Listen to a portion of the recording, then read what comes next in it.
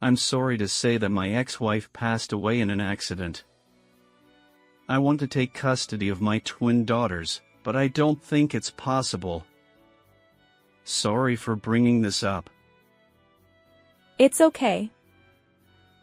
I thought I had misheard my wife's response when she answered in a cheerful voice. Huh, are you sure? That means we'll take care of 2 more children. It's okay. Bring them home with you. I wondered why my wife agreed to such a sudden request. She gave me the answer to my question. My name is Mason. It's been 2 years since I married my wife Victoria. I'm divorced and my marriage to Victoria is my second. The reason for my divorce was my ex-wife's infidelity. My ex-wife Natalie was outgoing and flashy, with many friends who had a sociable personality that was the opposite of mine. I'm a plain person, but Natalie liked that I worked for a famous company and had a decent career, so she married me. Natalie's approach to me before we got married was very aggressive, and I ended up marrying her. Life with cheerful Natalie was fun in its own way. I'm also grateful that Natalie gave birth to our twin daughters. Stella and Luna are treasures to me. When Stella and Luna turned 2 years old, Natalie suddenly told me, "Let's get divorced. I'm pregnant with someone else's baby." I couldn't keep up with Natalie's casual words at first. I remember being angry and shouting at her, not knowing what she was talking about. The father of Natalie's unborn child was a frivolous man whom Natalie frequently met. He was one of Natalie's many friends and had even attended my wedding to Natalie as a guest. To attend a wedding and then steal someone's wife. I couldn't believe his thought process. I didn't even want to breathe the same air as Natalie anymore, so I took Stella and Luna and fled to my parents' house. We ended up getting divorced and I demanded compensation from Natalie, but I couldn't win custody of my children. I had heard that it was difficult for a father to win custody of young children, but I couldn't accept that I couldn't win custody despite my ex-wife's infidelity.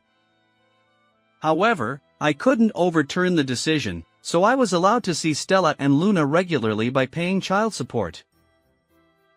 I had no choice but to live, looking forward to the day I could see them again. I tried to create as many happy memories as possible when I met Stella and Luna, so that their memories with their father would be happy ones. We went to amusement parks and zoos. I did everything I could for my cute daughters. But we can't live together anymore. After returning the 2 of them to Natalie, I was riding the train home alone. Suddenly, I realized I was crying. My ex-wife was taken away from me, my daughters were taken away from me, and my heart was empty. I was so mentally weak that I didn't know why I was alive. It would be an unusual sight to see an adult man crying on a train. As people around me distanced themselves from me, Victoria, who was curious about me, approached me. Are you okay? If you're not feeling well, let's get off at the next station together. I thought Victoria was a strange person because she seemed genuinely worried about me, not out of sympathy or curiosity. I also felt a little rubbed the wrong way that she was being kind to a man like me. I replied bluntly, "I'm okay," but Victoria said, "People who are okay, don't cry," and gave me a handkerchief. She got off the train with me at the next station, even though she suggested calling a station attendant. We sat on a bench on the platform, and I told her about my pathetic situation. Victoria listened to me seriously and sympathetically, and I felt that she was a truly unique person. It's okay, Mason. This might be a dark time in your life, but brighter days will come. I was truly relieved by Victoria's words. I got her contact information under the pretext of wanting to wash the handkerchief and started meeting her frequently after that. Victoria, who was kind to everyone and always helpful, turned out to be a strange person the more I got to know her. I even suspected that she had some ulterior motive. But Victoria was not clever enough to hide anything, and sometimes she made clumsy mistakes and asked me for help.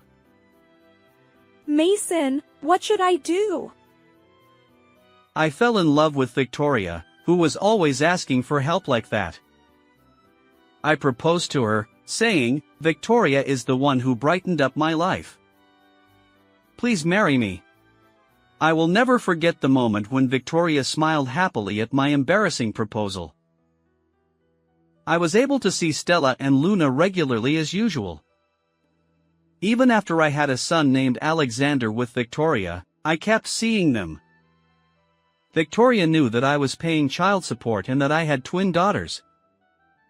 I couldn't tell her when I went to see them, thinking that she would feel bad. I felt guilty and lied that I was going out with a friend, but Victoria smiled and saw me off, saying, "Take care." One day, when I thought I had to tell her that I was seeing Stella and Luna regularly, I got a sudden message. Natalie passed away? The message was from Natalie's mother.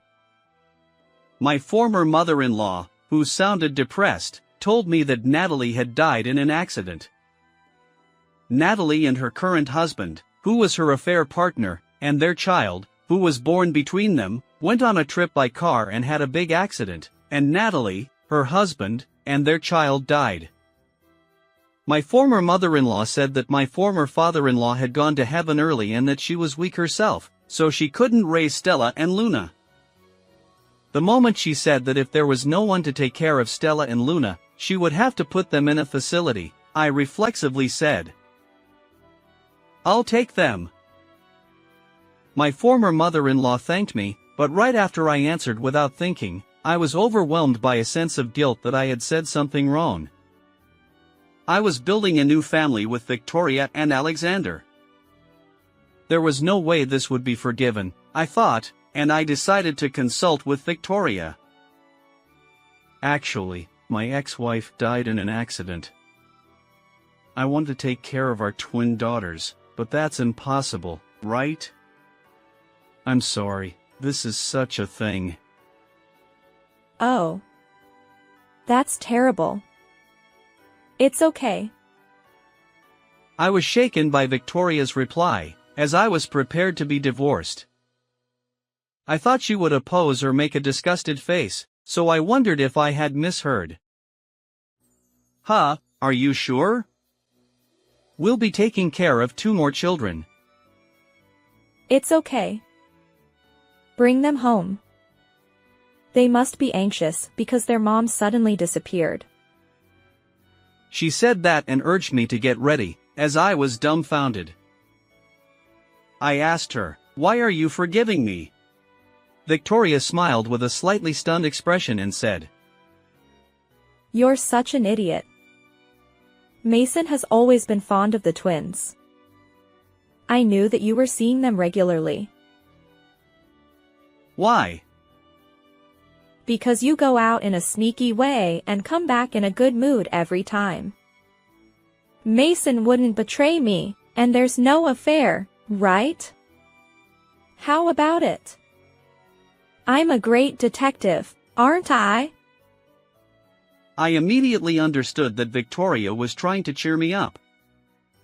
At the same time, I learned how big-hearted Victoria was. "Thank you." I thanked her and headed to my ex-in-law's house to pick up Stella and Luna. Stella and Luna, who were suddenly alone at the age of 5, were sleeping together, supporting each other at my ex-in-law's house. When I found traces of tears on their cheeks, I was really heartbroken. I thanked my ex-mother-in-law and woke up Stella and Luna, explaining the situation as simply as possible so that even children could understand. Stella and Luna cried because they could no longer see Natalie, but they accepted living with me by saying, "It's better to be with Dad." In the car, I talked to Stella and Luna about Victoria and Alexander. When I told them that Victoria was a very kind and wonderful woman and that Alexander was still a cute little baby, Stella and Luna looked anxious. When we arrived home, Victoria was waiting for us with a feast. The table was filled with dishes that children would love, and Victoria introduced herself with a smile to Stella and Luna. Hi, I'm Victoria. I'll be living with Stella and Luna from now on. You must be very sad right now, but it's okay. You have your father, and of course, you have me. Victoria spoke to Stella and Luna in a gentle voice, but she didn't seem to mind that they didn't reply. Are you hungry?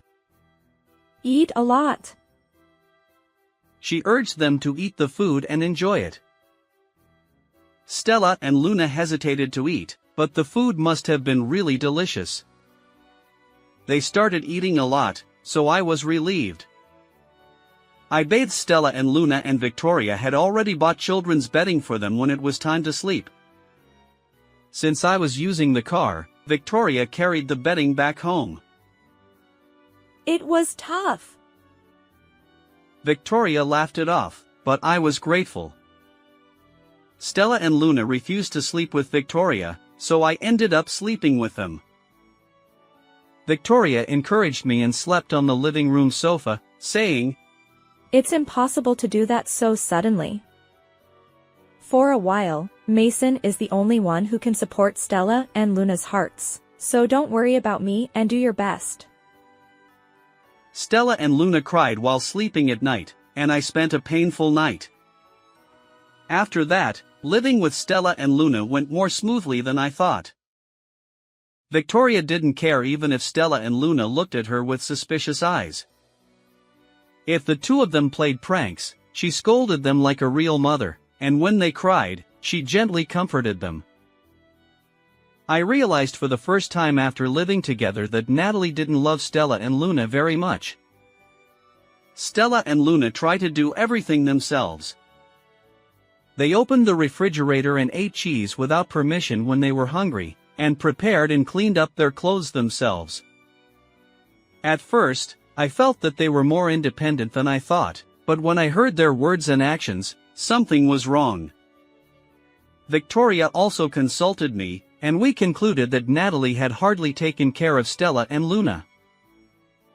The clothes that were sent as Stella and Luna's luggage were extremely few, and when Victoria cooked, Victoria, will you give us food too? they asked. At first, they were confused about taking a bath every day, and it seemed that they had only taken a bath once every 2 days. Moreover, the two 5-year-old children took a shower alone. In the first place, it was strange that Natalie went on a trip only with the child born between her husband, and had an accident. Why didn't Stella and Luna go on the trip? It was clear that they were treated roughly, and I couldn't control my anger. I can't forgive Natalie or her husband. They had a duty to make Stella and Luna happy once they took custody. Why didn't they take good care of them? I was trembling with anger, but Natalie and her husband were already deceased. Victoria said to me, who was clenching my fists with anger that had nowhere to go, Mason, I understand that you're angry. I'm angry too at Natalie and her husband for not raising cute children like Stella and Luna properly. But there's no good in being consumed by anger towards people who are no longer in this world. The greatest revenge against Natalie and her husband is for Stella and Luna to be happy with Mason and me. So let's pour lots of love into them, as well as Alexander. Don't be held back by anger or hatred towards the deceased. I cried at Victoria's calm and gentle words. I hated myself the most for not realizing that Stella and Luna were being treated that way, even though I saw them regularly. To me, who blamed myself? It's okay, Mason. You're doing everything you can. Victoria patted my back. I devoted myself to being a good father to Stella, Luna, and Alexander to fulfill my responsibility as their parents. Stella and Luna were initially wary of Victoria, but they gradually became fond of her as she talked to them cheerfully and kindly. Although they initially refused to sleep together, lately both Stella and Luna want to sleep next to Victoria. When the two of them were fighting and saying, Victoria is mine. Victoria hugged them both at the same time and said, Don't fight, you two. I love you both, so it's okay. Victoria's "it's okay" was like magic. Victoria, who was always positive and cheerful and said it's okay no matter what, was a salvation for me, as well as for Stella and Luna. Stella and Luna have become 5th graders as time passed. During the school visitation day, Victoria and I laughed nostalgically at the memories. I remember presenting my feelings to my parents and my treasures. It seems that Stella and Luna's school requires them to write an essay on the theme of family for the school visitation day. I was a little worried that Victoria might feel uncomfortable if Stella and Luna wrote only about Natalie and her husband in their essay. If Stella and Luna wrote only about Natalie and her husband in their essay, Victoria might feel sad. I expressed my concern to Victoria, but she laughed it off and said, Even if Stella and Luna write only about Natalie and her husband in their essay, I won't mind at all. After all, for Stella and Luna, their life with the two of them was also happy. Isn't it a good thing? When you have twins, it's difficult to decide which class to visit on the school visitation day. It's a sad story for me, but both Stella and Luna said, I want Victoria to come. They competed fairly with each other by playing rock paper scissors to decide who would take Victoria. Stella won, and Luna was quite depressed, which made me quite sad. Don't you want to be with Dad? Dad loves Luna very much. I don't mind. I love Dad very much too. But I wanted Victoria to listen to me. I was worried that Luna was already in her rebellious phase, but I found out the reason why Luna wanted Victoria to listen to her from the content of the essay read on the school visitation day. Luna wrote about Victoria in her essay.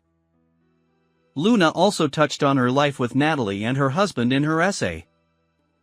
Apparently, their life together was not very happy. Nevertheless, Luna wrote that she was very anxious when her mother died. When I came to pick them up, Luna was happy to be able to live with her father, but she was afraid to live with Victoria, whom she did not know. However, Luna immediately began to talk about what Victoria had done for her. They took a bath together and played with a bubble bath for the first time. When she was lonely and cried in the middle of the night, Victoria stroked her head until I fell asleep. She was really happy when Victoria told her that she loved both Stella and Luna when they had a fight. In her essay, Victoria was nothing but a mother. I want to call Victoria Mom. But I'm too embarrassed and I haven't been able to do it yet.